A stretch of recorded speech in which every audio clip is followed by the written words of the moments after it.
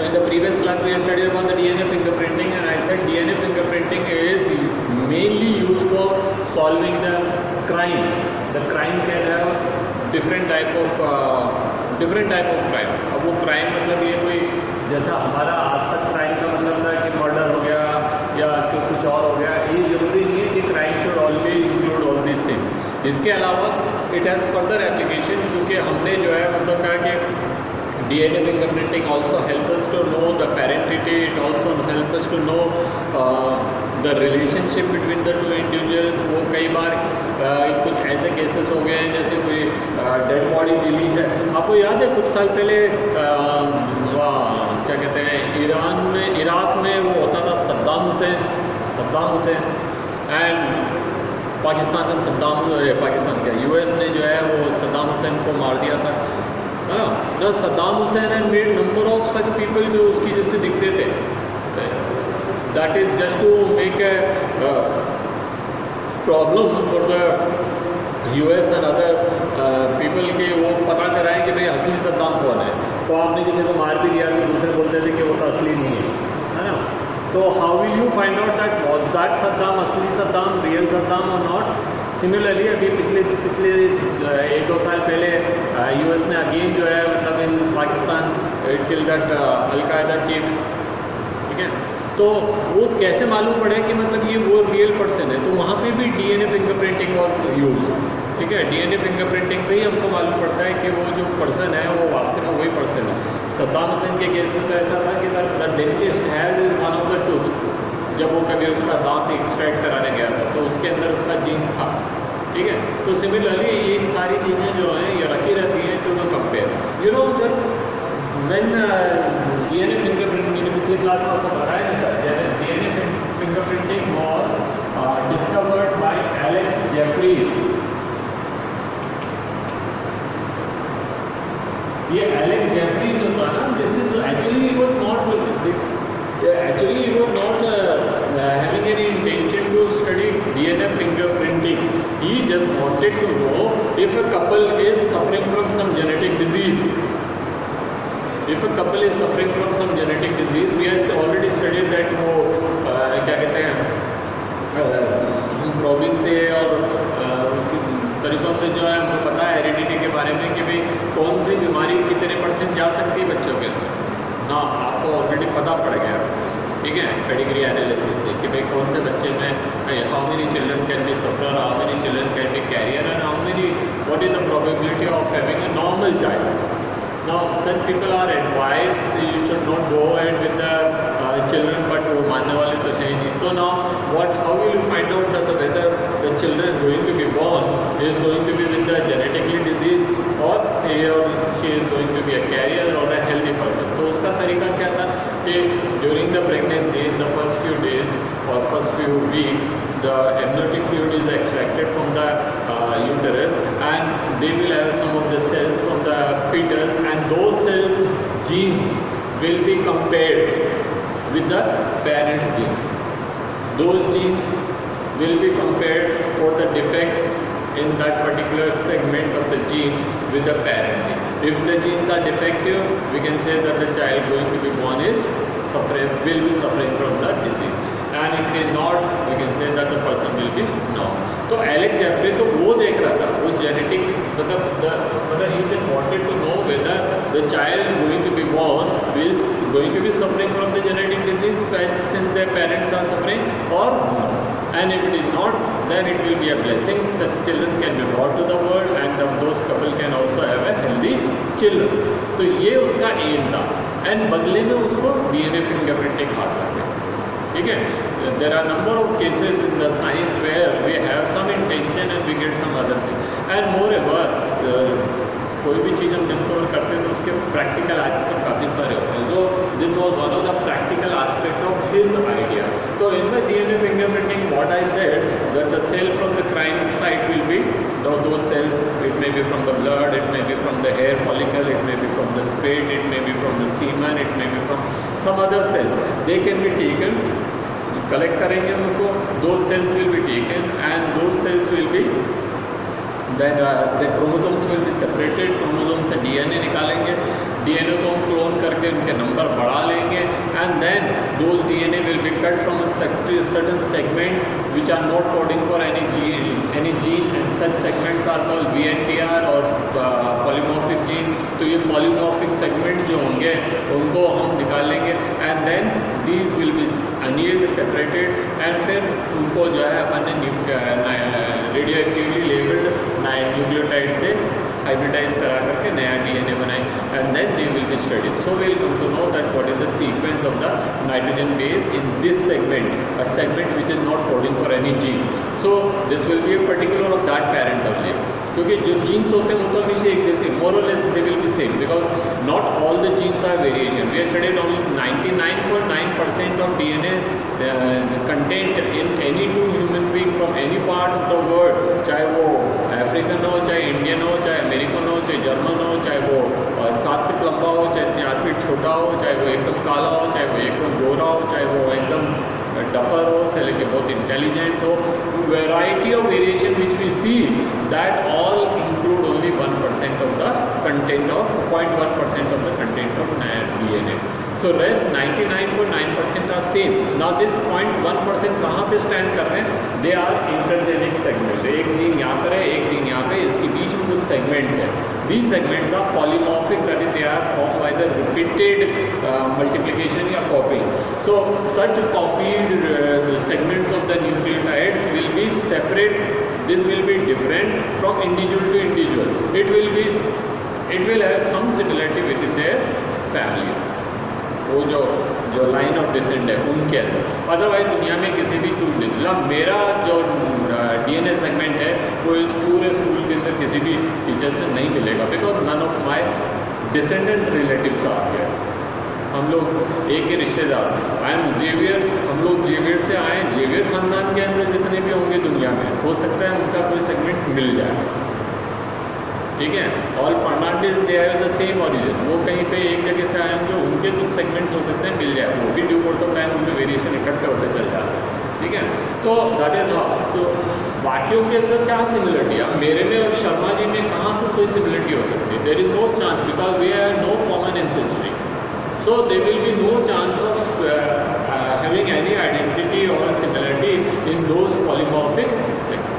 तो दुनिया में कोई भी शर्मा उठा लीजिए और उनको मेरे जीन से सेगमेंट वो करिए, मिलान कीजिए, you will not get, because their line of descent and my line of descent, my ancestry and their ancestry are entirely different. तो वहाँ पे कहीं पे भी ये सेगमेंट हो सकता है एक जगह आ जाए कॉपी एक जैसा, हो सकता है 2 जगह, लेकिन you are taking the segment from the different chromosomes in different places, and then there is no chance even among the parent to child there will be some variation, because मैंने कहा था वहाँ पे भी क्या क्रॉसिंग ओवर हो जाते हैं। सो क्रॉसिंग ओवर में क्या है, suppose this is the father's chromosome, this is mother's chromosome, this is father's chromosome, this is mother's chromosome, ये है क्रॉसिंग ओवर में दे आर एक्सचेंज।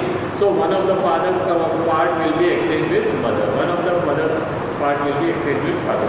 सो अगर यहाँ और यहाँ के अलग अलग जगह के अपन सेगमेंट देखेंगे तो there will variation. So that is why even क्या फादर के सारे क्रोमोसोम बच्चे में नहीं दिखने वाले। मोर एवर अपन ने देखा कि वहाँ पे क्या है, वो इंडिपेंडेंट असॉर्टमेंट हो रहा है, which chromosome of father and which chromosome mother will come, that we can't decide, and then which chromosome, which sperm is going to fertilize the egg, we can't decide, and that is why they will, even in the fathers and the children's DNA segment will have only in some places similarity, many of places there will be variation. So उनको हम अलग तरीके से जांचेंगे, इनको हम अलग तरीके से जांचेंगे, और um when we are studying the parentity we will have to see that कहीं ना कहीं 2-3 जगहों पे सिमिलरिटी मिल रही है कि नहीं मिल रही। और अगर हम दुनिया में किसी भी 2 जनों के बीच में अगर हम सिमिलरिटी देख रहे होंगे तो we will have to see more closeness, ठीक है। तो वो हमारा एम रहेगा। तो polymorphic DNA fingerprinting I think is clear to you. अगर आपको कोई डाउट है तो आप मुझसे पूछ सकते हैं डीएनए फिंगरप्रिंटिंग। मैं एक बार फिर समरी बता देता हूँ कि आपने क्राइम साइट से जो है सेल्स लिए, उन सेल्स को आपने डिजोल्व करा प्रोटीज एंजाइम से, cell membrane is dissolve, nuclear membrane is dissolve, the chromosome which have got some protein that will also be dissolve, only DNA is left, then using some restriction enzyme दो segments जिनको कि हम जान रहे हैं कि वो किसी जीन का पार्ट नहीं है उनको काट लेंगे, खासतौर से सैटेलाइट क्रोमोसोम के अंदर रहते हैं because they are non coding, या दूसरी जगहों पर होते हैं उनको निकाल लेंगे एंड इनको अलग अलग क्रोमोसोम पे अलग अलग जगह से निकालेंगे। ठीक है, suppose in the first chromosome we are taken between 3rd and 4th gene, second chromosome या 8th क्रोमोसोम हमने लिया 25th and 26th जीन, और 17th क्रोमोसोम में कहीं से लिया 24th क्रोमोसोम में, दैट इज वाई क्रोमोसोम में से लिया अगर वो लड़के लड़के। ठीक है, तो इस तरह से अलग अलग जगह से हम उठा लें और उनको उठाने के बाद में फिर हम जो है that will be first clone and then they will be annealed and they will be hybridized with the radioactive nucleotides and the full entire DNA will be made. They will be passed through autoradiography machine, so you will get the sequence of the nitrogen base in this segment of the crime site. Now जो culprit है उसके साथ भी ये process करेंगे and if we find that the nitrogen base sequence if it is the culprit तो वो 100% same होना चाहिए। अगर वो पेरेंट वाला केस है तो हो सकता है कहीं कहीं पे क्रॉसिंग ओवर हो गया, इसलिए वहाँ पे थोड़ी बहुत फ्लेक्सिबिलिटी हमको रखनी पड़ेगी। So we have to see where if it is exactly same 100% same तो हम कह देंगे साहब ये तो वही। आप आपके बुक के अंदर यहाँ पे एक डायग्राम दे रखा है, ये अगर मैं दिखाता हूँ पेज नंबर 123, पेज नंबर 23 में 123 में आप देखेंगे यहाँ पे सबसे पहले लेफ्ट हैंड साइड में सबसे एक्सट्रीम लेफ्ट में जो 3 क्रोमोसोम देखा रखे हैं, chromosome 7, chromosome 2 and chromosome 16, they are नीचे लिखा है देखिए डीएनए फ्रॉम क्राइम सीन, जहाँ पे क्राइम हुआ वहाँ के ब्लड सेल से या हेयर फॉलिकल से या सीमेन से या स्पूटम से या किसी और जगह से हमने सेल्स निकाली और फिर इन क्रोमोसोम को अलग अलग क्रोमोसोम है, कौन कौन से क्रोमोसोम हमने लिए हैं, that is 7th chromosome, 2nd chromosome and 16th chromosome, इनको हमने लिया और इनको अपन ने यहाँ पे देखे। तो यहाँ पे तीनों के लिए जो है अपन ने सेगमेंट्स बना दिए, जैसे फर्स्ट वाला को रेड कलर से, दूसरे को येलो कलर से, तीसरे को ब्लू कलर से दिखा है और उनके लिए अपन ने लाइन्स दिखा रखी है ना। Now we have got two doubtful cases, 2 people उनके ऊपर हमको डाउट है, individual A and individual B. There also the same chromosome will be taken, chromosome 7, chromosome 2 and chromosome 16, and they will also be studied for the nitrogen based sequence। तो हम देख सकते हैं यहाँ पे कि ये जो क्राइम सीन से निकाला वो सेकंड वाले ए से तो कहीं पे भी मैच नहीं कर रहा, nowhere it is matching, but B से वो 100% मैच कर रहा है। So the person should be the individual B, the criminal is individual B, not the individual A. Okay, so this is how we have to do it. Okay, तो ये हमने जो है ये हमने डीएनए फिंगरप्रिंटिंग का तरीका पढ़ा। अब मैं आता हूँ क्वेश्चन आंसर पे। अगर आपको कोई डाउट है तो आप मुझसे पूछ सकते हैं, नहीं तो मैं क्वेश्चन आंसर करा रहा हूँ।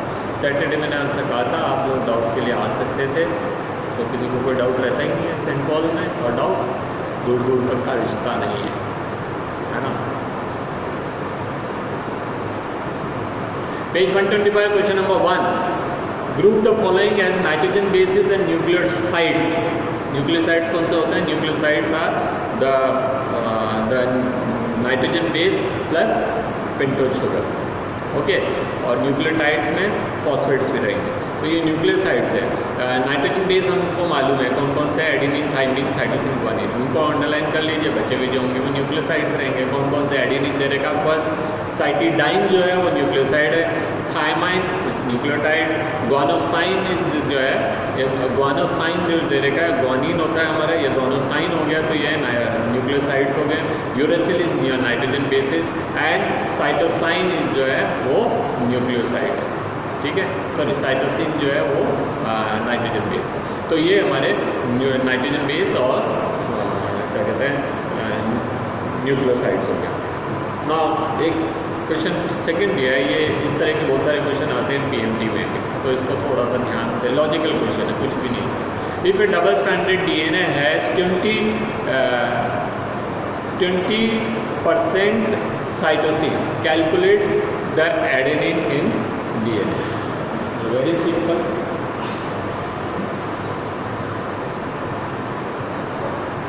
ये हमारा डीएनए है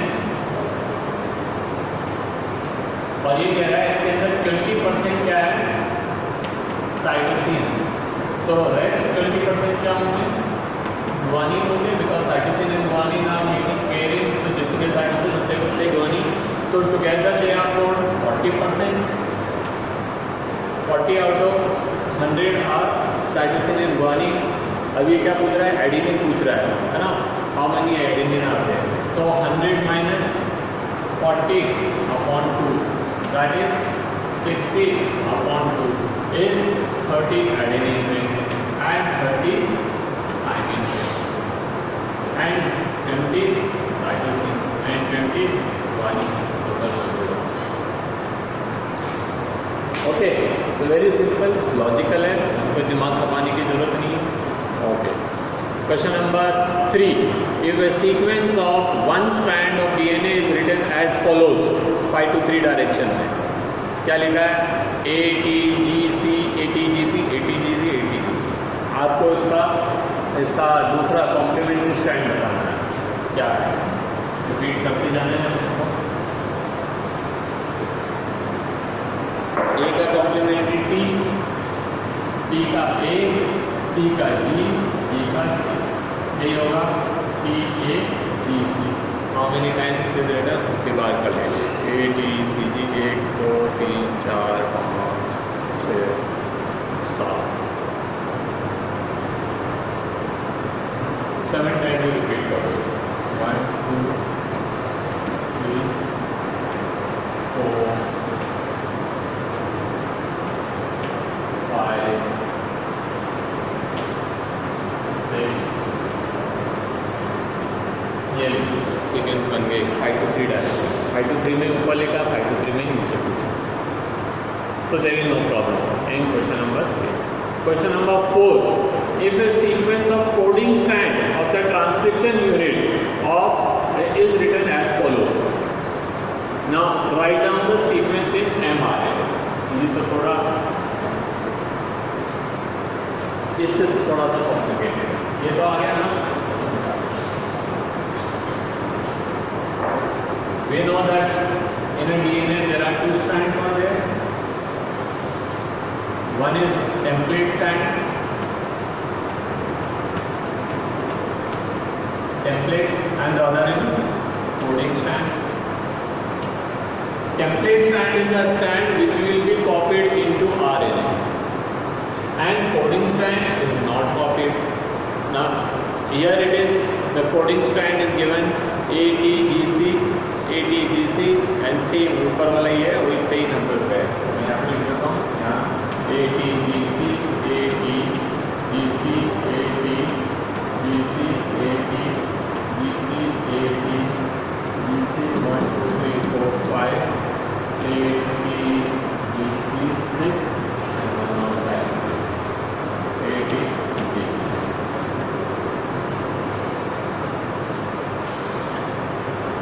Why it is called coding strand? Because the mRNA will have the same sequence. Difference will lie in the 2 places. First, the pentose sugar in this case is deoxyribose, okay? The RNA it will be ribose, and in place of thymine it will be uracil. So हमको क्या करना है?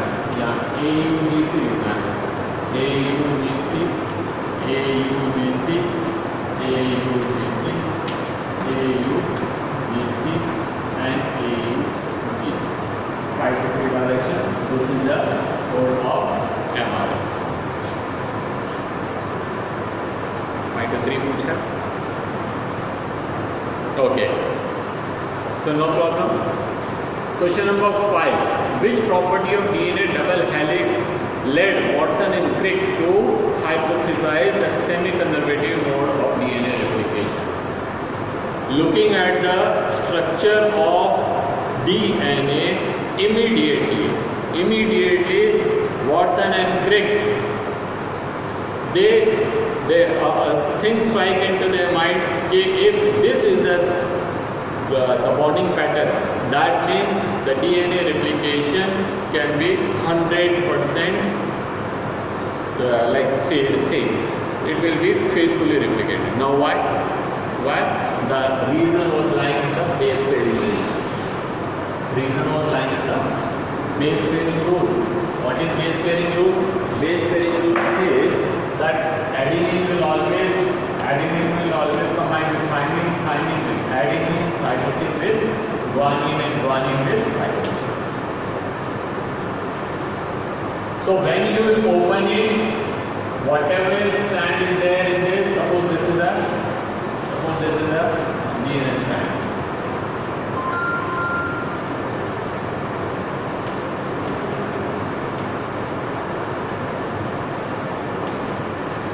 So when they will be open into two things, ये मैं आपको यहाँ A है, यहाँ T है, G, C and G.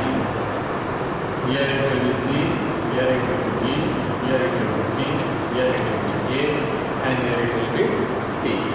When the new nucleotides will arrange, A के ऊपर T आएगा, T के ऊपर A ही आएगा. T के ऊपर A आएगा, A के ऊपर. Here it will be G, and it will be C. Here it will be G, here it will be C, and so on.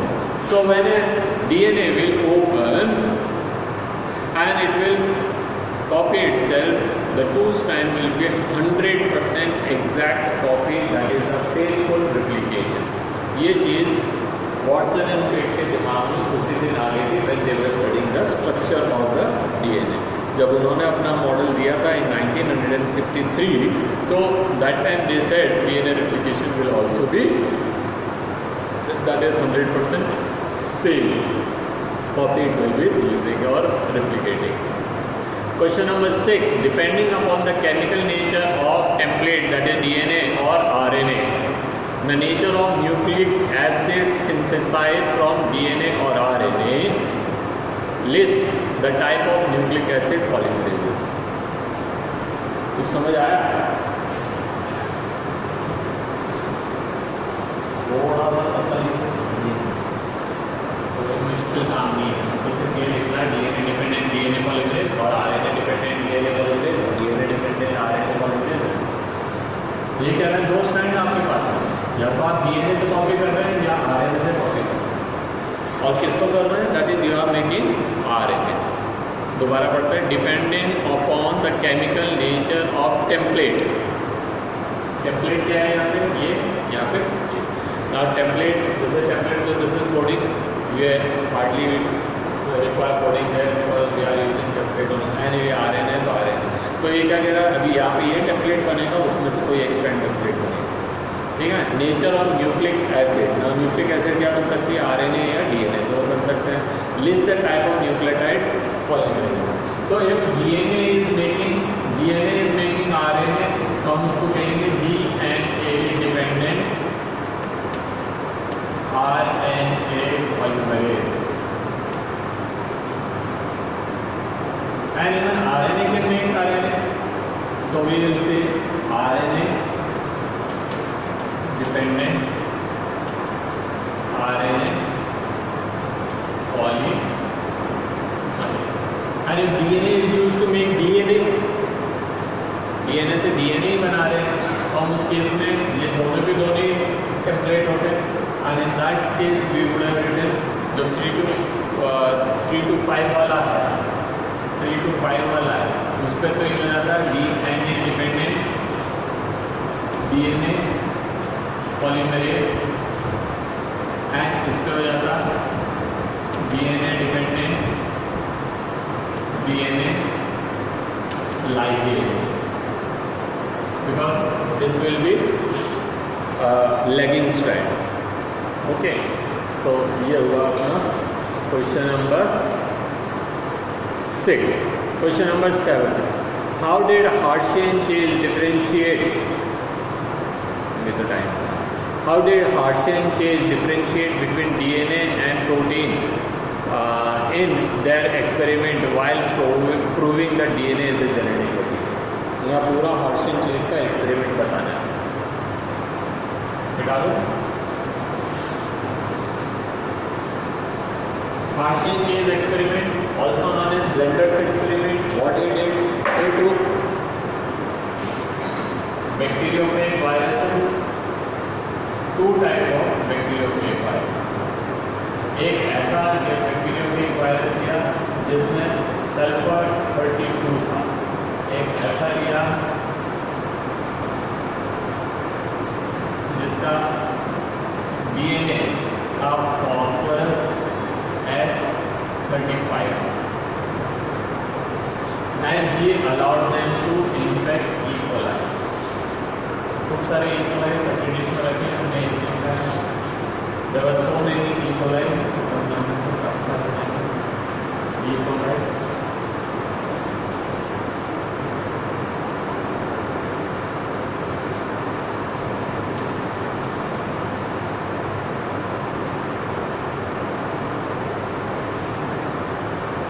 okay, and this is a few medium in which they are there. And now these viruses are allowed to infect E. coli bacteria. Since they are bacteriophage are those viruses which eats or which feeds on the bacteria. Now you are allowed them 20 minutes or 40 minutes whatever, and after 20 or 40 minutes now that is being taken in a mixer jar. So when this whole solution is put there and then उसको अपन ने separate करा तो हमको क्या मिलता है, some froth is found there and some the cells are deposited in the bottom. When the sulfur is 32, the froth was radioactive.